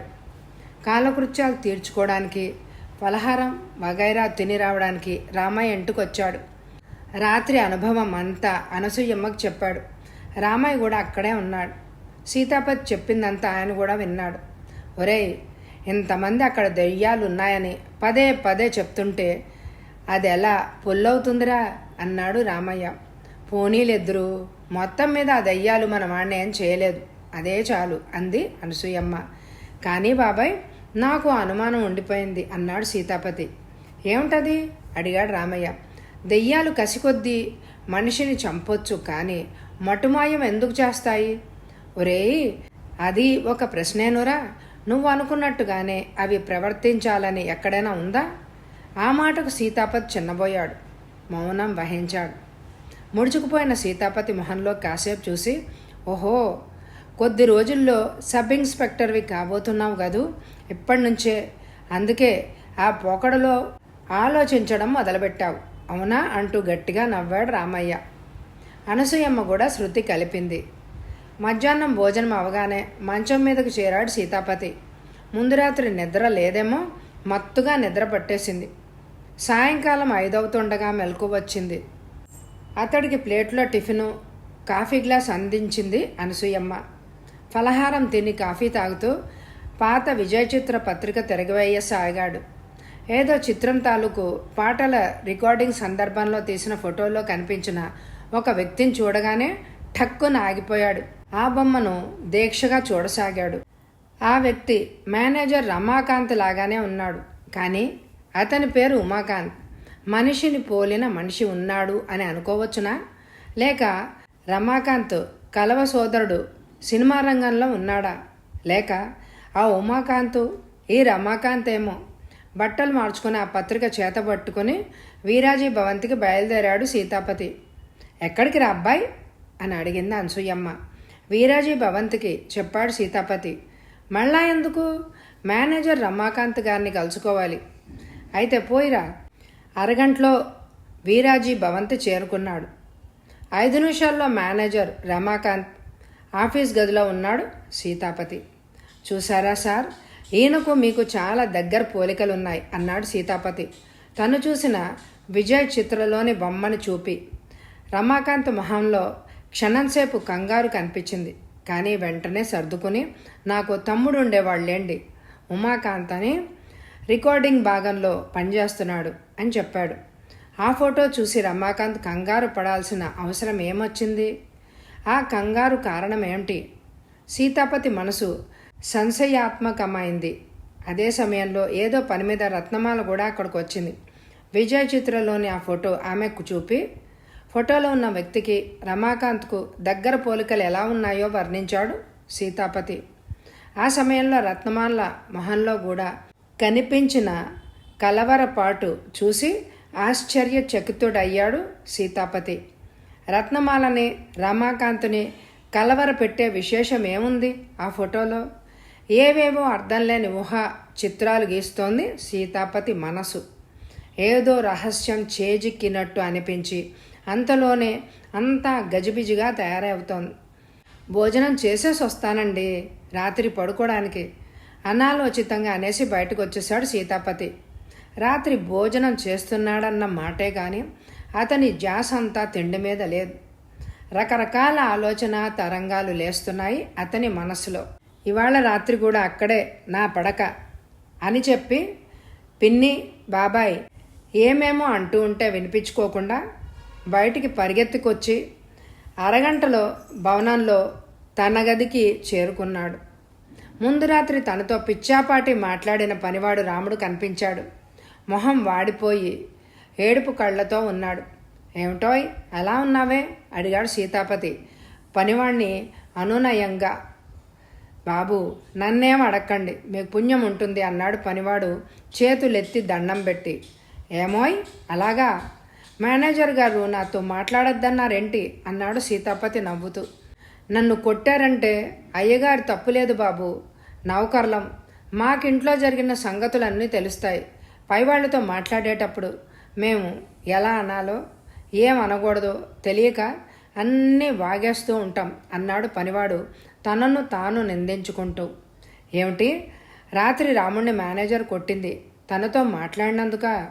అంటే పనివాడు ఏదో వాగితే ఆ వాగుడు ద్వారా తమ రహస్యం ఏదో బయటపడుతుందని భయపడుతున్నారన్నమాట. అటువంటప్పుడు వాళ్ళు అతి జాగ్రత్తగా కాపాడుకొస్తున్న ఆ రహస్యం ఏమిటి? నిన్నట్లా కాకుండా ఇవాళ టార్చ్ లైట్ పొరబాటున పెట్టెలో పెట్టేసి తనతోపాటు తీసుకొచ్చిన నకల్ డస్టర్ జేబులో పెట్టుకొని తీసుకొచ్చాడు భవంతికి. పనివాడు వెళ్ళిపోయాడు. గది తలుపులు బిగించి నిన్నటిలాగా చదవడానికి ఉపక్రమించాడు. రాత్రి 12 దాటాక ముందు రోజులాగానే లైట్లు ఆరిపోయాయి. గదిలో గాఢాంధకారం అలుముకుంది. పావుగంట పోయాక బయట ఏవేవో శబ్దాలు ముందు రోజు మాదిరిగానే వినవచ్చాయి. సీతాపతి మెల్లగా మంచం మీద నుంచి లేచాడు. టార్చ్ లైట్ వెలిగించాడు. గోడల మీద ప్రసరించి అటు ఇటు తిప్పాడు. గది మూలనున్న స్పీకర్ను ఆన్ చేసే స్విచ్ కనిపించింది. వెళ్ళి ఆన్ చేశాడు. అంతవరకు బయట వినపడుతున్న శబ్దాలు తన గదిలోనే తన ఎదుటే జరుగుతున్నట్టుగా వినిపించసాగాయి. మిస్టరీ విడిపోయిందన్న ఆనందం ఓవైపు, అందుకు కారణం తనే అన్న గర్వం ఇంకోవైపు కలగ్గానే అతని మొహం నవ్వులతో వికసించింది. జేబులోంచి నకల్ డస్టర్ తీసి చేతికి తగిలించుకున్నాడు. చప్పుడు చేయకుండా గది తలుపు తెరిచి బయటకొచ్చాడు. అంతా చిక్కటి చీకటి. టార్చ్ లైట్ ఒక్కొక్క గది మీద వేసుకుంటూ ఆ అంతస్తులోని గదులన్నీ చూశాడు. ఏ గదిలోనూ లైట్లు లేవు. 3వ అంతస్తుకు తీసుకుపోయే మెట్లు కనిపించాయి. వాటిని పట్టుకుని 3వ అంతస్తు చేరుకున్నాడు. అక్కడ ఒకే ఒక గదిలో దీపాలు వెలుగుతున్నాయి. ఇక్కడ నుంచేనన్న మాట. తనకు దెయ్యాల సంగీతం వినిపిస్తోంది అని అనుకుంటూ ఆ గది సమీపించాడు సీతాపతి. తెరిచున్న కిటికీలోంచి లోపలికి చూశాడు సీతాపతి. అక్కడ కనిపించిన దృశ్యం సీతాపతిని ఒక పక్క ఆశ్చర్యంతోనూ ఇంకో పక్క అసహ్యంతోనూ ముంచేస్తోంది. రత్నమాల నగ్నంగా మంచం మీద బార్లా పడుకునుంది. రమాకాంత్ కూడా నగ్నంగానే ఉన్నాడు. కానీ అతని చేతిలో బెల్ట్ ఉంది. అతని బెల్ట్తో ఆమెను బాదుతున్నాడు. ఆమె అమ్మో అయ్యో అంటూ మూలుగుతూ ఏడుస్తూ దెబ్బలు భరిస్తోందే తప్ప ఏమాత్రం ప్రతిఘటించడం లేదు. బెల్ట్ దెబ్బలు వేస్తున్న రమాకాంత్ కళ్ళల్లో కారుణ్యం, జాలి వగైరా సున్నితమైన భావాలేమీ లేవు. అనిర్వచనీయమైన వెర్రి ఆవేశం చిందులు వేస్తోంది అతని మొహంలో. 5 నిమిషాలు పోయిన తర్వాత ఆమె వెల్లికిలా తిరిగింది. ఇక చాలు, కమాండ్ డార్లింగ్ అంటూ అతన్ని పిలిచింది ఆపుకోలేని తమకంతో. రమాకాంత్ బెల్ట్ను ఒక మూలకు గిరవటేసి ఆమె మీదకి దుమికాడు. ఆ తర్వాత కార్యక్రమం చూడలేకపోయాడు సీతాపతి. గిరుక్కున వెనక్కు తిరిగి తన గదిలోకి వచ్చి నిద్రపోయాడు. గుడ్ మార్నింగ్ సార్ అన్నాడు సీతాపతి 2 టౌన్ పోలీస్ స్టేషన్లో అడుగుపెట్టి. ఎదురుగా టేబుల్ మీద ఉన్న కుర్చీలో కూర్చున్న సబ్ ఇన్స్పెక్టర్ మోహన్ను ఉద్దేశించి. గుడ్ మార్నింగ్, రండి కూర్చోండి అన్నాడు సబ్ ఇన్స్పెక్టర్ మోహన్ తనకెదురుగా ఉన్న కుర్చీని సీతాపతికి చూపించి. థ్యాంక్స్ చెప్పి మోహన్ చూపిన కుర్చీలో కూర్చున్నాడు సీతాపతి. ఇప్పుడు చెప్పండి, ఏం కావాలి మీకు అని అడిగాడు మోహన్. ముందు నన్ను నేను పరిచయం చేసుకొని ఇవ్వండి. నా పేరు సీతాపతి, BA వరకు చదువుకున్నాను. ఈ మధ్యనే సబ్ ఇన్స్పెక్టర్ సెలక్షన్కు కూర్చున్నాను. అన్అఫిషియల్గా తెలియవచ్చింది ఏమిటి అంటే లిస్టులో నా పేరు మొదట ఉందట. సీతాపతి మాటలకు అడ్డుపడి కంగ్రాచ్యులేషన్స్, త్వరలో మీరు మాలో కలవబోతున్నారన్నమాట అన్నాడు Mohan. Thank you very much. అయితే ఒక విషయంలో మీ సలహా కోరి ఇలా వచ్చాను. శ్రమ అనుకోకుండా నేను చెప్పేది వినడానికి ఒక అరగంట టైం స్పేర్ చేయగలరా? ఓ అలాగే చెప్పండి. డబ్బు అవసరపడి ఈ మధ్య కోటపాడులో ఉన్న మా బంధువుల ఇంటికి వెళ్ళాను అంటూ తను ఆ ఊరు వెళ్ళిన లగాయతు జరిగిన సంఘటనలన్నీ చెప్పి నేను చూసిన దాని మీద మీ అభిప్రాయం చెప్పండి, వినాలనుంది అని ముగించాడు సీతాపతి. కాసేపు దీర్ఘ ఆలోచనలో పడి ఉండిపోయిన మోహన్ తన అభిప్రాయం తెలియజేశాడు. అది పల్లెటూరు కావడం వల్ల ప్రజలు అమాయకులు, స్పీకర్లు వగైరా వాటి గురించి తెలియదు. ప్రజలు నమ్ముతున్నట్టుగా అక్కడ దెయ్యాలు ఏవీ లేవు. దెయ్యాలు ఉన్నాయి అన్న భ్రాంతి కలిగించాయి రమాకాంత్ రత్నమాలలు వేస్తున్న టేప్స్. అంటే ఈ నాటకం చాన్నాళ్ల నుంచి సాగుతోంది. అయితే ఎందుకు ఆ నాటకం? రమాకాంత్ రత్నమాలకున్న అక్రమ సంబంధం బయటపడకుండా ఉండడానికా? ఆ భవంతిలో ఉన్న వాళ్ళందరూ పనివాళ్లే. వాళ్లకు జడిసి ఇంత పెద్ద దెయ్యాల నాటకం ఆడుతున్నారు అని అనుకోవడానికి వీల్లేదు. అంటే ఆ నాటకం అంతకుముందు కూడా జరిగిందన్నమాట. అంటే వీరాజీ గారు ఉన్నప్పుడనా మీ అభిప్రాయం? మధ్యలో అడ్డు తగిలి అన్నాడు సీతాపతి. అవును, నిజానికి అతను నుంచి తమ అక్రమ సంబంధం తాలూకు రహస్యం కాపాడుకోవడానికి దెయ్యాల నాటకం ఆడబడి ఉండాలి. అయితే రంకుతనం, దొంగతనం ఆటే కాలం సాగవు. మీకు దొరికిపోయినట్టే వీరాజీకి కూడా దొరికిపోయి ఉంటారు. ఆ విషయం వారికి కూడా తెలిసింది. అతడే వారి మీద యాక్షన్ తీసుకోకముందు వారే అతన్ని మాయం చేశారు. హత్య చేయడం సులువే, కానీ శవాన్ని మాయం చేయడం కష్టం. శవాన్ని ఆ భవంతిలో ఎక్కడో పాతి పెట్టేసి ఉంటారు. దానికోసం ఎవ్వరూ వెతికే ఆస్కారం లేకుండా దెయ్యాలు ఎత్తుకుపోయాయి అనే వదంతిని లేవదీశారు. ఇంచుమించు మీ ఆలోచనలు నావి ఒకేలా ఉన్నాయి. అయితే నాకు ఒక సందేహం ఉంది. ఏమిటది? తాము భయపడాల్సిన వ్యక్తిని తమ నుంచి తొలగించేసుకున్నారు.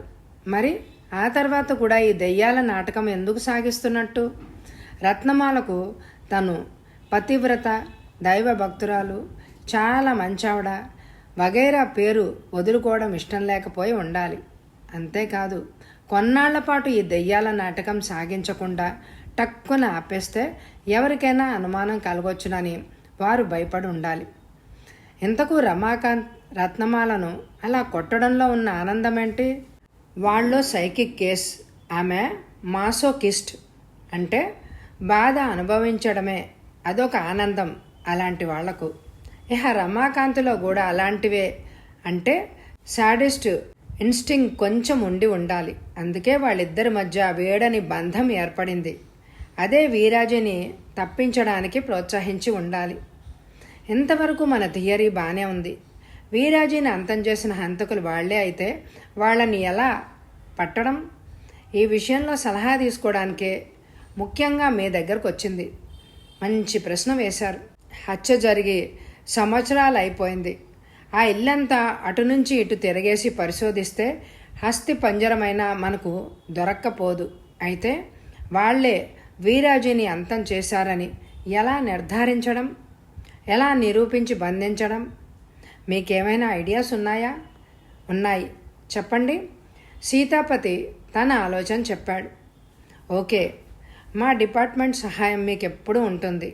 ప్లీజ్ గో ఆన్ అన్నాడు sub inspector Mohan. Thank you. Seethapathi Mohan దగ్గర సెలవు తీసుకొని వచ్చేశాడు బయటికి. ప్రతిభా సిల్క్ హౌస్ గుమ్మం ముందు ఆగిన స్టూడ్ బేకర్ని, అందులోంచి దర్జాగా దర్భా మొలకబోస్తూ దిగిన రత్నమాలని చూసిన షాప్ యజమాని 3వ ప్రపంచ యుద్ధం వచ్చినంత కంగారు పడిపోతూ వంగి వంగి నమస్కారాలు చేస్తూ, నమస్కారం అండి రాణిగారు, ఎన్నాళ్లకు అంటూ ఎదురొచ్చాడు ఆమెకు. ప్రతి సంవత్సరం తనకు, తన భవంతిలో సిబ్బందికి, మేనేజర్ రమాకాంత్కు మినహా మొత్తం 10,000 రూపాయల బట్టలు కావాలి. అన్ని రకాల బట్టలు కావాలి. అన్ని రకాల బట్టలు దొరికే షాపు అదే కావడం వల్ల 10 షాపులు తిరిగి బేరాలు చేసే ఓపిక లేక తనకు కావలసిన బట్టలన్నీ ఆ షాపులోనే కొంటుంది రత్నమాల. అందుకే షాపు యజమాని తనంటే అంత మర్యాద, గౌరవం వలకబోస్తున్నాడని ఆమెకు కూడా తెలుసు. అందువల్లనే అతడి నమస్కారాన్ని పట్టించుకోలేదు రత్నమాల. కొత్త రకాల సిల్కు చీరలుంటే చూపించండి అంటూ తిన్నగా సిల్కు చీరల కౌంటర్ వద్దకు పోయి నిలబడింది. చీరలు చూపించడానికి అక్కడున్న సేల్స్ మ్యాన్ ముందుకు రాబోతూ ఉంటే వాణ్ణి ఒక్క గసురుతో అక్కడి నుంచి పంపించేసి షాపు యజమానే స్వయంగా బట్టలు చూపించని ఆరంభించాడు. తనకు నచ్చినవి 10 చీరలు ఎంచి పక్కగా పెట్టింది. బిల్లు రాయండి అని చెప్పి ఆమె ఇంకో కౌంటర్ దగ్గరికి వెళ్తుంటే, అమ్మా మీరేనా రత్నమాల గారు అంటూ ఒక పోలీస్ కానిస్టేబుల్ వచ్చి ఆమెకు కాస్త దూరంలో గౌరవ పురస్కారంగా వంగే నించున్నాడు. పోలీసును చూడగానే ఆమె కళ్ళు ఆశ్చర్యంతో విప్పారాయి. అవును, ఏ అడిగిందామె. జవాబు వింటూనే కానిస్టేబుల్ టకీమని సలాం చేసి, మిమ్మల్ని ఒకసారి స్టేషన్కి దయచేయమన్నారండి సబ్ ఇన్స్పెక్టర్ గారు అన్నాడు. నేనా? ఎందుకు? ఏమోనమ్మా, నాకు తెలియదు. అక్కడే మీ మేనేజర్ రమాకాంత్ గారు కూడా ఉన్నారు అని చెప్పమన్నారు. మేనేజర్ రమాకాంత్ పోలీస్ స్టేషన్లో ఉన్నాడా? తను అతన్ని గ్రామంలో వదిలి వచ్చిందే. ఆమె ఆశ్చర్యానికి అంతులేదు. ఊరిలో ఉండాల్సిన రమాకాంత్ ఇక్కడికి ఎలా వచ్చాడు? తెలుసుకోవాలన్న కుతూహలం అణుచుకోలేకపోయింది ఆమె. మీరు వెళ్ళండి, కారులో వస్తాను. మీ స్టేషన్ ఎక్కడా అడిగింది ఆమె. 2 టౌన్ పోలీస్ స్టేషన్, ఈ వీధి చివర మలుపులోనే చెప్పి వెళ్ళిపోయాడు పోలీస్. మళ్ళీ వస్తాను, ఇవన్నీ ప్యాక్ చేసి బిల్లు రాసి సిద్ధం చేసి ఉంచండి అని కొట్టువాడితో చెప్పి బయలుదేరింది స్టేషన్కు. 10 నిమిషాల్లో కారు 2 టౌన్ పోలీస్ స్టేషన్ ముందు చేరుకుంది. బయట కారాపి రత్నమాల స్టేషన్లోకి అడుగు పెట్టేసరికి ఆమె రాక కోసం ఎదురుచూస్తున్న సబ్ ఇన్స్పెక్టర్ మోహన్, రండి రండి రత్నమాల గారు అంటూ ఆమెను లోపలికి ఆహ్వానించాడు. ఏంటి, ఎందుకు పిలిపించారు అని ఆమె స్టేషన్లో అటు ఇటు చూసి, మా మేనేజర్ గారేరి అంటూ అడిగిందామె. ఆయన ఇప్పుడే వస్తారు, దయచేసి కూర్చుని విశ్రాంతి తీసుకుంటూ ఉండండి అంటూ మోహన్ తనకెదురుగా ఉన్న కుర్చీ చూపాడు ఆమెకు. ఉసూరంటూ ఆమె కుర్చీలో కూర్లబడింది.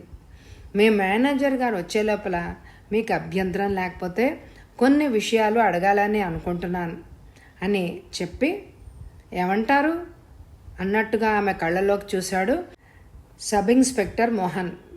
అడగండి, నా చేతనైనంత వరకు జవాబులిస్తాను అందామె చిరునవ్వు చిందిస్తూ. కానీ ఆమె అంతరంగంలో కల్లోలం మొదలైంది. ఆమె జన్మలో పోలీస్ స్టేషన్ మొహం చూసి అరగదు. అలాంటిది వాళ్ళు పిలవడం, అక్కడ ఉన్నాడు అన్న రమాకాంత్ లేకపోవడం, తీరా వచ్చాక వాళ్ళు ఏవో ప్రశ్నలు అడగడానికి పూనుకోవడం అంతా అగమ్య గోచరంగా ఉంది ఆమెకు. ఈ మధ్య సీతాపతి అనే కుర్రాడు మీ భవంతికి వచ్చాడు కదూ అన్నాడు మోహన్. అవును వచ్చాడు, 2 రాత్రుళ్ళు మా భవంతిలో ఉండి వెళ్ళాడు కూడా అందామె. ఎందుకున్నాడో చెప్తారా? ఆయనకు దెయ్యాలంటే ఎలాగుంటాయో చూడాలి అని అనిపించింది. అయినా ఎందుకు అడుగుతున్నారు ఆయన గురించి? ఏం లేదు, ఆయన్ని దెయ్యాలు ఎత్తుకుపోయాయని వారి తల్లిదండ్రులు ఫిర్యాదు చేశారు. అదేంటి? ఆయన మర్నాడు ఉదయమే మా వద్ద నుంచి క్షేమంగానే సెలవు తీసుకున్నాడే. ఏమో, ఆయన తల్లిదండ్రులు కంప్లైంట్ ఇచ్చారు. ఇంతకు ముందు కూడా ఇలాగే ఎవరినో దెయ్యాలు ఎత్తుకుపోయాయట కదూ. అవుననుకోండి, నా భర్త వీరాజీ గారినే ఎత్తుకుపోయాయి. కానీ ఇందులో ఏదో మోసం ఉంది. ఆ కుర్రాన్ని దెయ్యాలు మాత్రం ఎత్తుకుపోలేదని గట్టిగా చెప్పగలను. ఆమె కళ్ళల్లో ఆవేశం నాట్యం చేసింది. ఆవేశపడకండి. అదృశ్యమైన సీతాపతి మాకొక రిపోర్ట్ అందజేశాడు. ఏమిటది అడిగింది ఆమె కంగారుగా, మధ్యలోనే కల్పించుకుంటూ. మీ భవంతిలో దెయ్యాలు లేవని, అదంతా స్పీకర్ల ద్వారా భవంతి అంతా మీరు ప్రసారం చేస్తున్న టేప్స్ అని, అదంతా మీకు మీ మేనేజర్ రమాకాంత్కు మధ్య ఉన్న అక్రమ సంబంధాన్ని కప్పిపుచ్చుకోవడానికే వేస్తున్న నాటకమని ఉంది ఆ స్టేట్మెంట్లో చెప్పాడు Mohan. What is this inspector? This is nothing but non sense అరిచింది రత్నమాల. అరగంట క్రితం ఉన్న ఆమె శాంత వదనం మంత్రించినట్టుగా మారిపోయింది ఇప్పుడు. వెల్, చూడండి రత్నమాల గారు, మరీ అంత తీవ్రంగా వాదించేయకండి. మా దగ్గర ఎలాంటి సాక్ష్యాధారాలు లేకుండా మిమ్మల్ని పిలిపించామని భావించకండి. మోహన్ అలా అనగానే ఆమెలో ఆవేశం కొంత తగ్గుముఖం పట్టింది. ఏమిటి ఆధారాలు చెప్పండి అంది ఆమె పాలిపోయిన మొహంతో, పొడారిపోయిన గొంతుకతో. ఒకటి, మీరు రమాకాంత్ గారు ఏకాంతంగా సెక్స్ చేస్తున్నప్పుడు తీసిన ఫోటో కాపీ మాకు అందించాడు సీతాపతి. దాంతో ఆమె నోరు మూతపడిపోయినట్టుగా ఉండిపోయింది. దీనికి మీ సమాధానం ఏమిటి? మోహన్ అడిగాడు ఓ క్షణం పోయాక. ఏముంది, మీరు చెప్పింది ఒప్పుకుంటున్నాను అందామె కళ్ళు నేలవైపు దించేసి పూర్తిగా. అంటే మీ భవంతిలో దెయ్యాలు లేవు, అదంతా నాటకమని ఒప్పుకుంటున్నారు కదూ? ఆమె వెంటనే జవాబు ఇవ్వలేదు. నేలవైపు చూస్తూ ఉండిపోయింది బొమ్మలా. చెప్పండి, దెయ్యాలు లేవని మీరు ఒప్పుకున్నట్టేనా? రెట్టించి అడిగాడు మోహన్. జవాబు ఇవ్వక తప్పదనుకుంది కాబోలు. అవును అంది ఎలాగో శక్తి తెచ్చుకొని. అంటే వీరాజీ గారిని దెయ్యాలు ఎత్తుకుపోలేదు, ఇంకెవరో మాయం చేశారు. అయితే ఎవరు? ఏమో, నాకేం తెలుసు అందామె కంగారుగా టకిమని. స్కూలు కుర్రాడిలాగా నాకేం తెలుసు అని అనేసి పట్టుబడిపోయారు. ఎవరెత్తుకుపోయారో తెలియదు కానీ ఎత్తుకుపోయారన్న విషయం ఒప్పుకుంటున్నారన్నమాట. మేము అదే అనుకుంటున్నాం, అన్ని చోట్ల వెతికించాం అని రత్నమాల ఇంకేమేమో చెప్పబోతుంటే మధ్యలో కలగజేసుకుని, కానీ పోలీస్ రిపోర్ట్ మాత్రం చేయలేదు అన్నాడు మోహన్ దొరికిపోయినట్టుగా మొహం పెట్టి. అవును అందామె. ఏ? ఎందుచేత? ఇంట్లో చిన్న బంగారపు వస్తువు పోతే పోలీస్ కంప్లైంట్ ఇస్తారు కదా, మనిషే మటుమాయమైపోతే ఎందుకు ఇవ్వలేదు కంప్లైంట్? ఆమె వద్ద జవాబు లేదు. ఆమె మౌనం వహించింది. ఇదే ప్రశ్న మొదట్లో వేసుంటే వీరాజీ గారిని దెయ్యాలు ఎత్తుకుపోయాయని ముమ్మరంగా జవాబిచ్చి ఉండేది ఆమె. అయితే 5 నిమిషాల క్రితమే దెయ్యాల సంగతంతా ఒక నాటకం అని ఒప్పుకుంది. అవును, మీరు జవాబు ఇవ్వలేరు. కారణం ఏంటంటే వీరాజీ గారు ఎలా మాయమైంది మీకు తెలుసు. పైగా దెయ్యాల నాటకం వల్ల అతన్ని దెయ్యాలు ఎత్తుకుపోయాయని నమ్ముతున్నారు జనం. పోలీస్ కంప్లైంట్ ఇస్తే అది ఎటుపోయి ఎటు వస్తుందో అందుకే ఊరుకున్నారు, అవునా? ఆమె పెదవి కదపలేదు, వింటూ ఉండిపోయింది. చూడండి రత్నమాల గారు, మీరు ఇప్పటికైనా జరిగిందేంటో చెప్పేసి తప్పు ఒప్పుకోవడం మంచిది. శిక్ష తగ్గే అవకాశమైనా ఉంది. మీరిచ్చే స్టేట్మెంట్ కోసం ఎదురు చూస్తున్నాను అని ఆమె మొహంలోకి చూస్తూ ఉండిపోయాడు మోహన్. రత్నమాల తీక్షణంగా ఆలోచిస్తూ ఉండిపోయింది 5 నిమిషాలు. ఇన్నాళ్ళు అతి భద్రంగా కాపాడుకొస్తున్న రహస్యం చెప్పక తప్పదు, కానీ చెప్పడం ఇష్టం లేదు అన్న ఆలోచనల ఇరుకున పడి ఆమె ఏ నిర్ణయం తీసుకోలేక నలిగిపోతోంది అని అర్థం చేసుకున్నాడు మోహన్. రత్నమాల గారు ఇంకా తటపటాయిస్తున్నారు దేనికి? మీ మేనేజర్ గారిని బెదిరించేసరికి అంతా చెప్పేశారు. వారిచ్చిన స్టేట్మెంట్ ఇదిగో ఇచ్చి ఊరికెళ్ళిపోయారు ఏనాడు అంటూ డ్రాయర్ సొరుగులోంచి చిన్న కాగితాల కట్ట బయటికి లాగి టేబుల్ మీద పడేశాడు మోహన్. తీసి చూద్దామని ఆమె చెయ్యి చాచబోతుంటే, నో నో, చూడకండి, నా మాట నమ్మండి. మీ ఇద్దరు స్టేట్మెంట్లలోని విషయాలు మేం టాలీ చేయాలి, అందుచేత మీరు చదవకూడదు అని ఆ కాగితాల కట్టను టేబుల్ నుంచి తీసి తిరిగి టేబుల్ సొరుగులో పడేసుకున్నాడు మోహన్. ఆమె మొహం డీలా పడిపోయింది. ఒక్కసారిగా ఆమె వయసు 10 ఏళ్లు పెరిగినట్టుగా కనిపించింది. స్టేట్మెంట్ ఇస్తాను, రాసుకోండి ఇన్స్పెక్టర్ అంటూ ఆమె చెప్పడానికి ఉద్యుక్తురాలైంది. ఇన్స్పెక్టర్ మోహన్ కాగితం కలం తీసి రాయడం మొదలుపెట్టాడు. ఆంధ్రప్రదేశ్లోని ఒక మారుమూల గ్రామం నుంచి మద్రాసు పారిపోయాను. వాణిశ్రీ అంతటి మహానటనైపోదామని, కానీ నా అందం చూసి మెచ్చుకుని నలిపి పారేద్దామని ఉరకలు వేసేవాడే గాని ప్రతివాడు తెగించి నన్ను హీరోయిన్గా చేసుకున్నవాడు ఎవ్వడూ లేడు. కానీ చిన్న చిన్న వేషాలు మాత్రం రావడం ఆరంభించాయి. అదే మహాభాగ్యం అనుకుని మహానటులందరూ మొదట చిన్న చిన్న వేషాలు వేసిన వాళ్లేనని సర్ది చెప్పుకొని కొన్నాళ్ళు చిన్న వేషాలతో తృప్తి చెందాను. 2 ఏళ్లు తిరిగాయి, కానీ నేను ఆశించిన అదృష్టం ఎదురు రాలేదు. ఎన్నాళ్ళు ఇలా చిన్న వేషాల బ్రతుకు? ఏం చేయాలి ఇక ముందు అని నాలో నేను మదన పడుతున్న సమయంలో నేను వీరాజీ గారి గురించి విన్నాను. వారు మద్రాసు వచ్చినప్పుడు ఓసారి దర్శించుకున్నాను. వారు నన్ను పెళ్లి చేసుకోనక్కర్లేదు, ఉంచుకుంటే చాలు, అదే 10,000 ఎక్స్ట్రా నటి బ్రతుకు కన్నా ఎన్నో రెట్లు నయమని అనుకున్నాను. ఆగింది రత్నమాల. అటు ఇటు చూసి మంచినీళ్ళు ఇవ్వండి దయచేసి, గొంతు ఆరిపోతోంది అంది గొంతు పట్టుకొని. జవాన్ ఒకడిని పిలిచి గ్లాస్తో మంచినీళ్లు తెప్పించి ఆమెకివ్వగానే తాగి మళ్ళీ చెప్పసాగింది. వీరాజీ గారు నన్ను ఒంపుడు గత్తగా కాకుండా భార్యగానే అంగీకరించడానికి నిశ్చయించుకున్నారని తెలియగానే నా జాతకం తిరగబోతోంది అని భావించాను. అయితే ఆ భావన ఎన్నో రోజులు నిలవలేదు. కొద్ది రోజుల్లోనే నాకు అర్థమైంది ఏమిటి అంటే, ఆయన నాకు మిగల్చకుండా తన మగతనాన్నంతా ఏనాడో ఖర్చు చేసేశారు.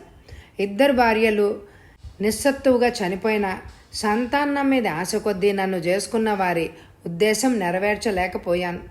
ఆయనతో పాటు నేను ఎంతో కుమిలిపోయాను. రోజులు గడుస్తున్నాయి. పురుష సంపర్కంలోని ఆనందం ఎరిగిన దాన్నేమో పగళ్ళు ఎలాగో గడిచినా రాత్రిళ్ళు దుర్భరంగా గడవసాగాయి. నా పరిస్థితి గ్రహించిన మా మేనేజర్ రమాకాంత్ అప్పుడే నన్ను లోబరుచుకున్నాడు తన విపరీతమైన లైంగిక పద్ధతులతో. అయితే మా అక్రమ సంబంధం వీరాజీ గారికి తెలియడం నాకేమాత్రం ఇష్టం లేదు. అందుకే రమాకాంత్ను మెడ్రాస్ పంపి అతడి బంధువు సాయంతో దయ్యాల శబ్దాలు టేప్ తయారు చేయించి తెప్పించాను. అయితే మా రహస్యం దాగలేదు ఎన్నాళ్ళు. ఓ రోజున నేను రమాకాంత్ మా గదిలో మంచి రసపట్టులో ఉండగా వీరాజీ గారు వచ్చేశారు లోపలికి.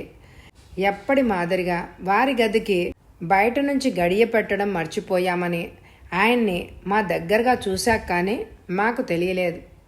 వంచకి రత్నమాల అంటూ పిచ్చిగా కేకలు పెట్టారు ఆయన. నేను రమాకాంత్ వీడిపోయి మూలనున్న బట్టలు ఒంటికి చుట్టుకున్నాం. తల వంచుకుని నేరస్తుల్లా నుంచున్నాం. మేమేం మాట్లాడలేదు. మా మౌనం వారిని ఇంకా రెచ్చగొట్టింది. వారు ఆవేశంతో ఊగిపోతూ, నా వంశం పరువు ప్రతిష్టలు మంట కలుపుతావటే రాక్షసి అంటూ నా జుట్టు పట్టుకొని ఏడ్చారు బరబర. తప్పు చేసిన దాన్ని శిక్ష అనుభవించాల్సిందేగా అని ఆయన ఏం చేస్తున్నా ఊరుకున్నాను. రమాకాంత్ కూడా నిస్సహాయంగా నుంచున్నాడు. నన్ను ఏం చేస్తున్నా? ఆయన నన్ను తిట్టారు, కొట్టారు, కసితో కాళ్లతో తన్నారు. సహిస్తూ ఊరుకున్నాను. పావుగంట పోయాక ఏం జరిగిందో ఏమో గుండె పట్టుకొని నేల మీద పడిపోయాను. గాబరా పడుతూ ఆయన్ని సమీపించి ఆయనకు ఉపచారం చేయడానికి పూనుకుంటే రోషంతో నన్ను తోసేశారు దూరంగా. డాక్టర్ని తీసుకురావాలని రమాకాంత్ ఆయత్తం అవుతూ ఉంటే భయంకరంగా కేకబెట్టి వీరాజీ గారు ప్రాణాలు వదిలారు. వీరాజీ మృతదేహం చూసి మేము నిర్వీణ్యులయ్యాం. అలా జరుగుతుందని కలలో కూడా అనుకోలేదు. ఆయనకు గుండె జబ్బు ఉందని, అప్పటికి 2 సార్లు పోటు వచ్చి ఎలాగో బ్రతికారని, మాకు కూడా తెలియకుండా జాగ్రత్త పడ్డారని ఆ తర్వాత కానీ మాకు తెలియలేదు. రత్నమాల క్షణం ఆగింది. గుక్కెడు మంచినీళ్లు త్రాగాక చెప్పడం ఆరంభించింది. మోహన్ తల వంచుకుని రాసుకోసాగాడు. ఒక్క మాట తప్పిపోకుండా. జరిగిందేదో జరిగిపోయింది. పోయి పనివాళ్లను పిలిచి జరపవలసిందేదో చూడండి అని రమాకాంత్కు చెప్పాను. ఆయన కదల్లేదు. ఒక్క క్షణం చూసి ఆయన కదిలేటట్టు లేరని గ్రహించి కదలరే అని రెట్టించి అడిగాను. మనల్ని ఈ విధంగా ఒకే గదిలో ఉండగా, మన ఎదురుగా ఈ శవం ఉండగా ఎవరైనా చూస్తే ఏమనుకుంటారో గ్రహించారా అన్నాడు రమాకాంత్. అప్పటికి కానీ మేము ఇరుక్కున్న పరిస్థితి అర్థం కాలేదు నాకు. దెయ్యాల నాటకం ఆడుతూ మేమిద్దరం రహస్యంగా కలుసుకుంటున్నాం. ఆ విషయం వెల్లడి కావడమే కాకుండా మా ఆనందానికి వీరాజీ అడ్డు చెప్పగానే అతన్ని అంతం చేశామని అనుకున్నారు జనం. గుండెపోటు వచ్చి మరణించారని ఎవ్వరూ అనుకోలేదు. నాకేమీ పాలుపోవడం లేదు. ఏం చేద్దామైతే అన్నాను రమాకాంత్తో. దెయ్యాల నాటకం ఆడుతున్నాం ఎలాగో. శవాన్ని ఎక్కడో దాచి ఉంచేస్తే దెయ్యాలే అతన్ని ఎత్తుకుపోయాయి అని అనుకుంటారు జనం. సలహా ఇచ్చాడు రమాకాంత్. అతని ఆలోచన సవ్యంగా ఉంది అని అనిపించింది నాకు. వీరాజీ తండ్రి గారి పటం వెనకాల ఒక పెద్ద రహస్యపు ఎనప అర ఉంది. అది గుర్తొచ్చింది నాకు. వీరాజీ గారి శవాన్ని మోసుకెళ్ళి అందులో పడేశాం. కొన్నాళ్లు పోయాక వారి తండ్రి గారి ఫోటో తీయించి వీరాజీ గారి చిత్రపటం బిగించాం.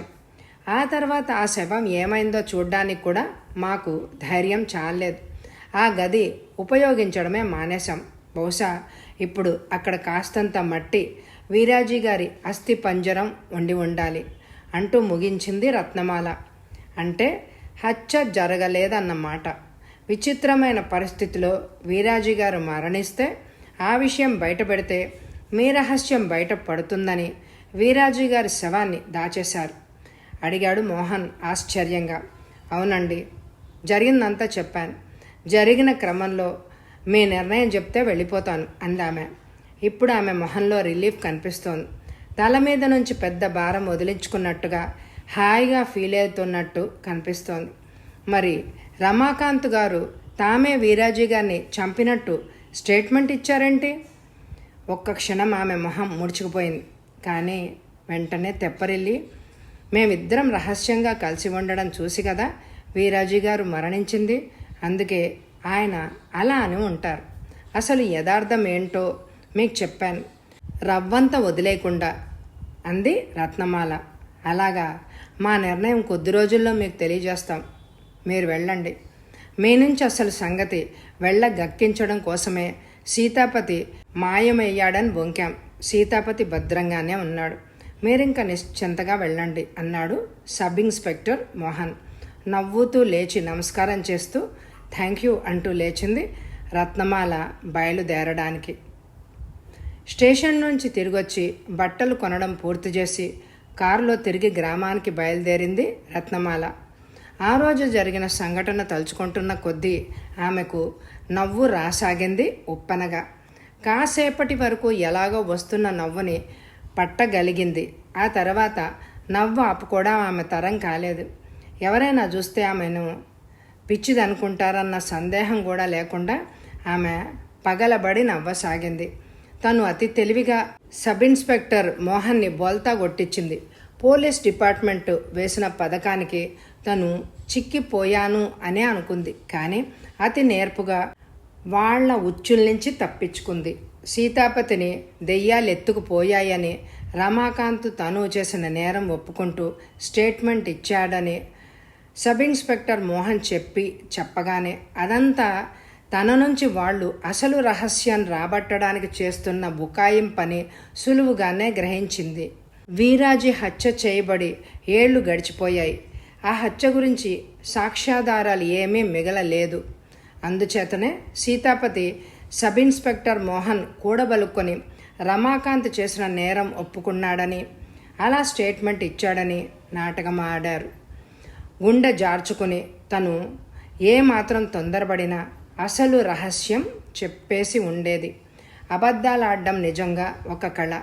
అయితే ఆడవాళ్లకు మాత్రం అది వెన్నతో పెట్టిన విద్య. అబద్ధం చెప్పడం ఎవరైనా చేయగలరు, కానీ చెప్పి నమ్మించడంలోనే ఉంది నేర్పంతా. ముందు నమ్మించాల్సిన వ్యక్తికి ఏమాత్రం తెలుసునో కరెక్ట్గా అంచనా వెయ్యాలి. ఆ తర్వాత చేయాల్సింది బహు తేలిక. నిజాన్ని అక్కడక్కడా కాస్త మార్చి మధ్య మధ్య సమయం చూసుకుని అబద్ధాల్ని జ్వరబెడితే పొలాల్లో నీరులాగా చెల్లిపోతుంది. తను అంతే చేసింది. వీరాజీ హత్య విషయంలో గుండు ముక్కలాగా ఉండే గుండె వీరాజీకి గుండె జబ్బు సృష్టించింది. తను రమాకాంత్ కలిసి ఉండగా వీరాజీ చూడ్డం నిజమే, కానీ అతడు కత్తి బుచ్చుకొని తమ మీద కోపంతో విరుచుకుపడ్డం, ఆ తర్వాత లాఘవంగా అతని చేతిలో కత్తి లాక్కుని రమాకాంత్ పొడిచి పారేయడం మొదలైన విషయాలు సందర్భోచితంగా వదిలి పారేసింది. అసలు దెయ్యాల నాటకం వీరాజుని అంతం చేసి ఆస్తి స్వంతం చేసుకుని తన ప్రియుడు రమాకాంత్ శాశ్వత సుఖాలు పొందాలన్న పరమావధిలోనే మొదలుపెట్టింది.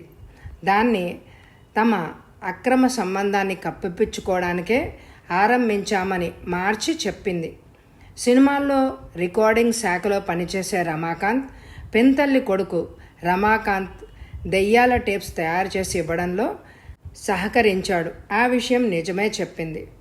పోలీస్ డిపార్ట్మెంట్ని ఎంత నేర్పుగా తను బుకాయించి బుట్టలో వేసుకున్నది తలుచుకున్న కొద్దీ నవ్వు తెరలుగా వస్తోంది రత్నమాలకు. అలా ఉప్పెనలా వస్తున్న నవ్వును బలవంతంగా ఆపుకోవడానికి ప్రయత్నించడంలో స్టీరింగ్ వీల్ కంట్రోల్ తప్పింది. కారు సరాసరి వెళ్ళి ఒక దిగుడు బావిలో పడిపోయింది. అంతే. రత్నమాల నవ్వుతో పాటు ఆమెలో చలనం కూడా ఆగిపోయింది. కథ సమాప్తం. ఈ కథకి తప్పకుండా లైక్లు ఇవ్వండి. మళ్ళీ ఒక కొత్త కథతో మళ్ళీ మీ ముందుంటాను. Thank you very much my dear friends.